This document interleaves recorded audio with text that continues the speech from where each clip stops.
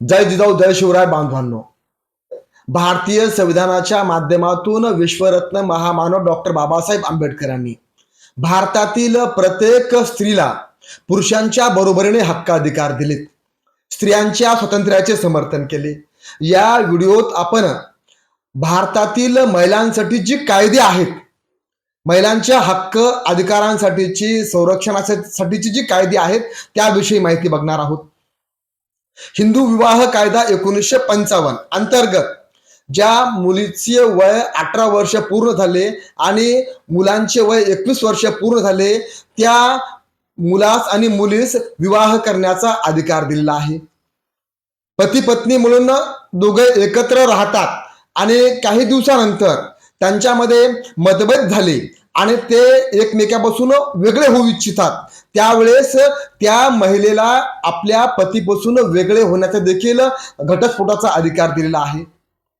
पतीपासून वेगळे झाल्यानंतर ती स्वतःचा आपल्या मुलांचा सांभाळ करण्यासाठी ती उदरनिर्वाह कसा करेल यासाठी पोटगीचा देखील अधिकार दिलेला आहे. दुसरा अधिकार, वडिलांच्या मालमत्तेवर महिलांना हक्क 1956 यामध्ये फक्त मुलांनाच वडिलांच्या संपत्तीत वाटा मिळण्याचा अधिकार होता. याच्यामध्ये हिंदू उत्तराधिकारी कायदा 2005 मध्ये दुरुस्ती केली, सुधारणा केली आणि त्या विवाहितेस आपल्या वडिलांच्या संपत्तीत वाटा मिळविण्याचा अधिकार या कायद्यामुळे दिलेला आहे. समोरचा कायदा विशेष विवाह अधिनियम 1954 अंतर्गत ज्या मुलींचं वय 18 वर्ष पूर्ण झालं, मुलांचं वय 21 वर्ष पूर्ण झालं, तर त्या दोघांनाही एकमेकाच्या पसंतीने प्रेमविवाह करण्याचा अधिकार आहे. आंतरजातीय आंतरधर्मीय विवाह करण्याचा अधिकार आहे. आज आपण जर बघितलं, जे उच्च शिक्षित तरुण तरुणी असतात ते अशा पद्धतीने विवाह करतात. आपल्या देशातील अभिनेत्री कैटरीना कैफ हिने विक्की कौशल या अभिनेत्यासोबत विवाह केला. हा आंतरधर्मीय विवाह आहे. करीना कपूर या अभिनेत्रीने सैफ अली खान या अभिनेत्यासोबत विवाह केला. हा आंतरधर्मीय विवाह आहे. प्रियंका चोप्रा या अभिनेत्रीने अमेरिकेतील निकी याच्यासोबत विवाह केला. हा विवाह आंतरधर्मीय आहे, अंतरदेशीय पण आहे. म्हणजे हे जे काही महिलांना अधिकार मिळाले हे अधिकार या कायद्याअंतर्गत मिळालेले आहेत. पुढचा कायदा हुंडा प्रतिबंधक कायदा 1961. लग्नामध्ये मुलींच्या वडिलांकडून पैशाच्या स्वरूपात 2 व्हीलर 4 व्हीलर फ्रीज, सोन्या चांदीची दागिने किंवा या ठिकाणीच आमचं लग्न मोठं थाटामाटात करा अशा पद्धतीची मागणी करता येत नाही. या कायद्याअंतर्गत हुंडा देणे आणि हुंडा घेणे या दोन्ही गुन्हा आहे. पुढील कायदा आहे मातृत्व लाभासंबंधीचा कायदा 1961. यात सुधारणा केली 2017 मध्ये. तर अगोदर फक्त स्त्रियांना ज्या शासकीय आणि निमशासकीय कार्यालयात नोकरीसाठी आहेत तर त्यांना प्रसूती रजा म्हणून अगोदर फक्त 3 महिने मिळायची. तर 2017 मध्ये या कायद्यात दुरुस्ती करून महिलेस प्रसूती पगारी रजा 6 महिन्यासाठी दिलेली आहे. म्हणजे मुलांना जन्म देणे, मुलांचं संगोपन करणे यासाठी या कायद्याची आवश्यकता होती आणि तो कायदा देखील त्यांनी संमत केलेला आहे. बालविवाह प्रतिबंधक कायदा 1987 मध्ये आणि त्यात सुधारणा केलेली आहे. शारदा ऍक्ट, म्हणजे 18 वर्षापेक्षा मुलींचं वय कमी नसावं, कारण कमी असेल तर त्या मुलींची शारीरिक मानसिक वाढ होत नाही. नंतर वेगवेगळे आजार होऊन त्या मुलीचा मृत्यू देखील होऊ शकतो. त्यामुळे मुलीच्या वयाची अट 18 आणि मुलांच्या वयाची अट 21 हे आपण अगोदर बघितलेलं आहे.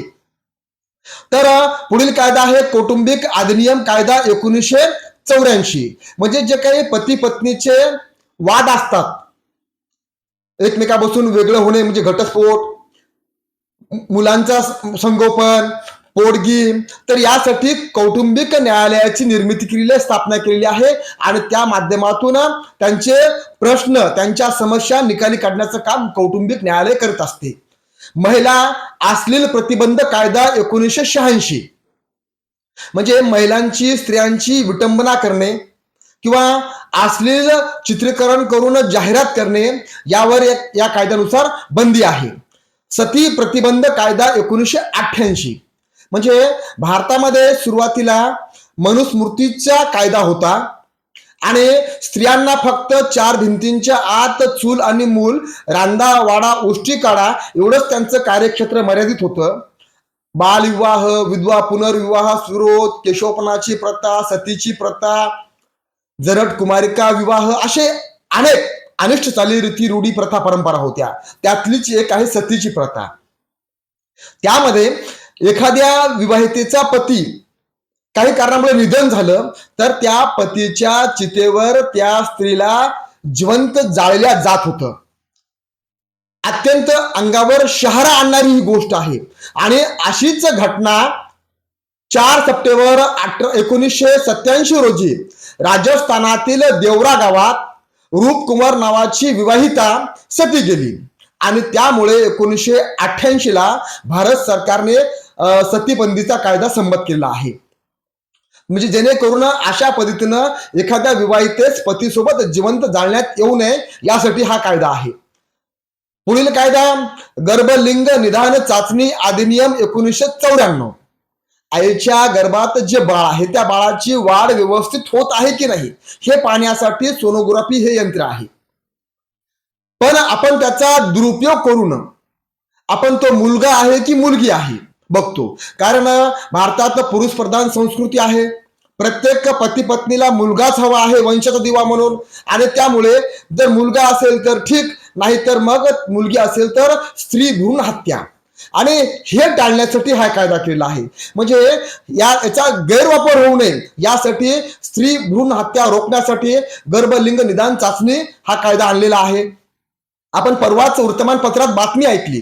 भोकरदन तालुक्यात तिथून काही अंतरावर एक गाव आहे आणि जनावरांच्या गोठ्यात सोनोग्राफी यंत्र बसवून अशा पद्धतीनं त्या आईच्या पोटात मुलगा आहे की मुलगी आहे तपासणं आणि मुलगी असेल तर अबॉर्शन करणं अशा कितीतरी प्रकार त्या ठिकाणी घडलेले आहेत आणि हे प्रकार आपल्या समोर आलेलं आहे.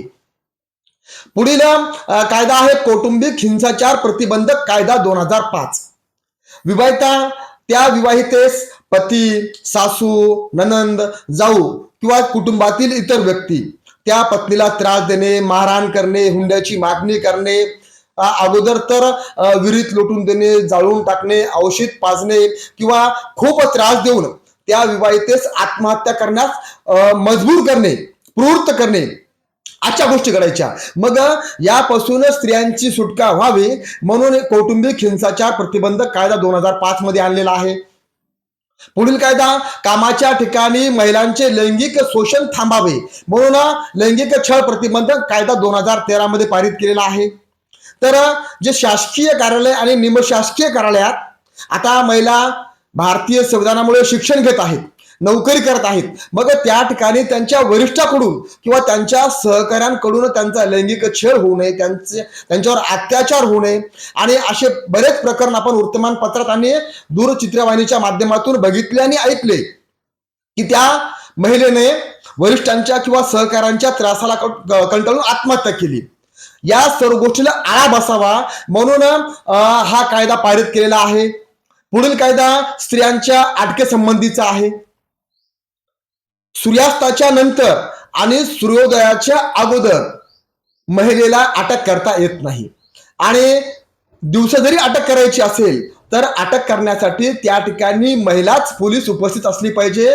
पुरुष पोलिसांना अधिकाऱ्यांना त्यांना अटक करता येत नाही.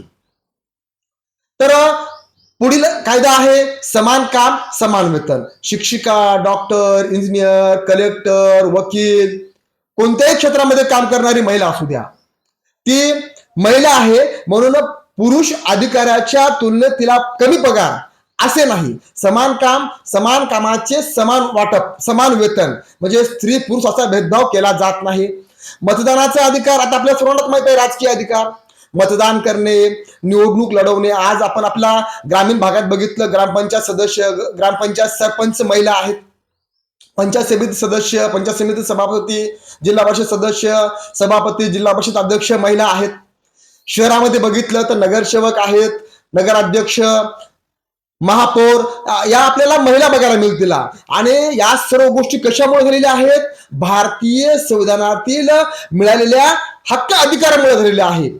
आमदार, खासदार, मंत्री, मुख्यमंत्री, राज्यपाल, प्रधानमंत्री, राष्ट्रपती या महिला आहेत. आज आपल्या देशाच्या राष्ट्रपती द्रौपदी मुर्मू ही महिला आहे. ही महिला राष्ट्रपती का होऊ शकली? भारतीय संविधानाने दिलेल्या अधिकारामुळेच ती राष्ट्रपती होऊ शकली. आज प्रत्येक क्षेत्रात पुरुषांच्या खांद्याला खांदा लावून ज्या महिला यशस्वीपणे काम करत आहेत, महिलांचं सक्षमीकरण झालेलं आहे, महिला स्वतःच्या पायावर उभ्या झालेल्या आहेत, हे फक्त फुले शाहू आंबेडकर आणि भारतीय संविधानामुळे झालेलं आहे. हे देखील आपण सर्वांनी समजून घेतलं पाहिजे. भारतीय संविधान हे फक्त विशिष्ट लोकांसाठी नाही, ते अनुसूचित जाती, अनुसूचित जमाती, इतर मागासवर्गीय, अल्पसंख्याक, महिलांसाठी, म्हणजे भारतामध्ये राहणाऱ्या प्रत्येक स्त्री पुरुषांसाठी, प्रत्येक नागरिकांसाठी आहे. हे भारतातल्या प्रत्येक स्त्री पुरुषांनी, नागरिकांनी समजून घेतलं पाहिजे.